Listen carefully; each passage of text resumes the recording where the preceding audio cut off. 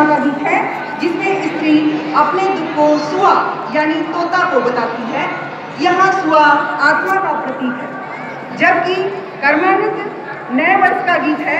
नए वर्ष का गीत कहा जाता है क्योंकि इसे नए फसल के आने की खुशी में गाया जाता है। छत्तीसगढ़ के गहनों ककनी, बनुरिया, करधन, नागमोरी, तिलवी, पुतरी, रुपया, जेहर से सजी बहनें लुगड़ा, ब्लाउज, कौड़ी मूंगा से सजकर जब इस नृत्य को प्रस्तुत करती हैं तो नृत्य देखते ही बनता है। आइए देखते हैं शासकीय हाई स्कूल लिंगियाडी और शासकीय उच्चतर माध्यमिक विद्यालय बहतरे के छात्र छात्राओं द्वारा प्रस्तुत हुआ और कर्मानृत्य। जिंदगी के तार ला जोर के तो देख, माटी संग मया ला घोर के तो देख, गुरतुर हो जाही संगी भाखा है तोर, छत्तीसगढ़ में थोकन गुठिया के तो देख, छत्तीसगढ़ में थोकन गुठिया के। धन्यवाद।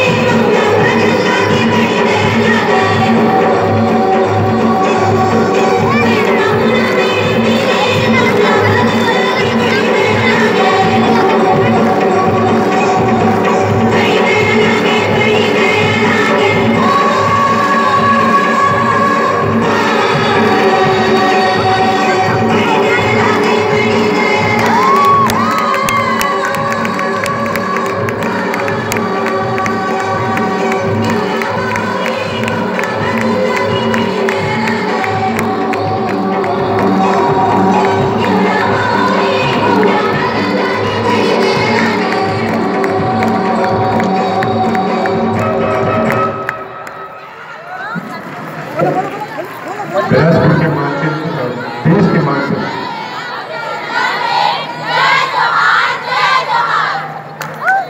जय जोहार करते हुए छात्राएं माननीय मुख्यमंत्री महोदय के सामने मैं आपको बताना चाह रहा था जो मेजबान स्थल है